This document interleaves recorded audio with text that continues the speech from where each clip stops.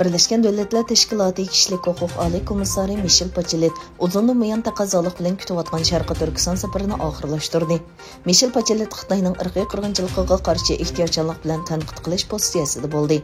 Faoliyatchilar Bacheletning Xitoyning kishilik huquq dafsandichiligini texmo qattiq tanqid qilmaganligi yoki naq maydondagi yangi tafsilotlarni oshkorlamaganligidan qattiq umidlandi. Uyg'ur harakatining qurg'uvchisi va mudiri Roshan Abbos Twitterda biz adolatni savarchanlik bilan saqladik. Hozir Bacheletni istifa berishga chaqirgan payt keldi. Biz kishilik huquq oliy komissari Michel Bacheletning darhol istifa berishini talab qilamiz.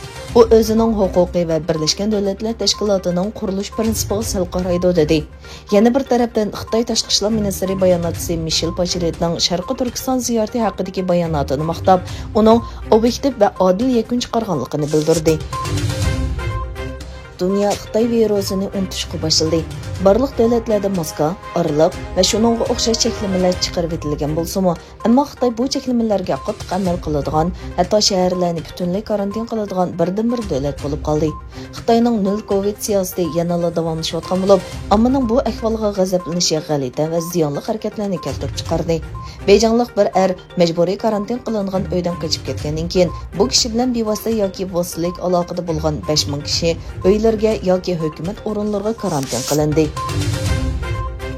Xitoy neft şirketi Sinopec'ning chet el neft va tabiiy gaz cheklash shirkati bilan Aljeriyaning neft magnati Sonatrach shanba kuni Aljeriyada $490 million kelishim imzoladi.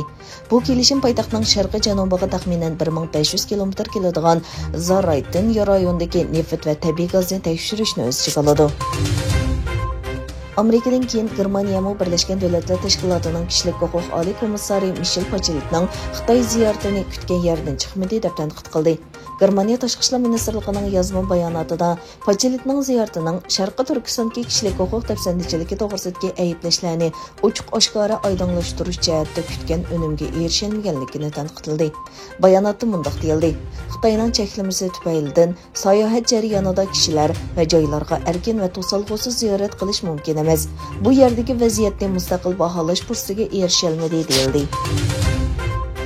Eronning yerim rasmiy Fars xabar agentligi Isroiliyadagi 5 nafar istixborot va texnika mutaxassisining ismi va uchurini e'lon qildi. Ularning bu davlatga qaslab o'ldirishga qatnashganligini o'tirib qo'ydi. Xabarda bu 5 isroiliyalikning kech-kunduz yaqindan ko'zatilayotganligini ta'kidlangan bo'lib, boshqa kishilarning borligi va ularning uchurlarini oshkorlay olmaydiganligini o'tirib qo'ydi. İlgilenici Xitoy Xalq Ozodlik Armiyasiga tava 30 urush aeroplani Tayvanning havo mudofaa farqlantirish rayoniga kirgan. Tayvan Davlat Mudofaa Ministrligining rasmiy Twitter hisobida e'lon qilingan bayonotda aeroplanlarning radio tarafidan ogohlantirilganligi, uningdan keyin harbiy chorlash aeroplani va havodan mudofaalanadigan boshqarilgan bomba sistemasining harakatlanadiganligi bayon qilingan.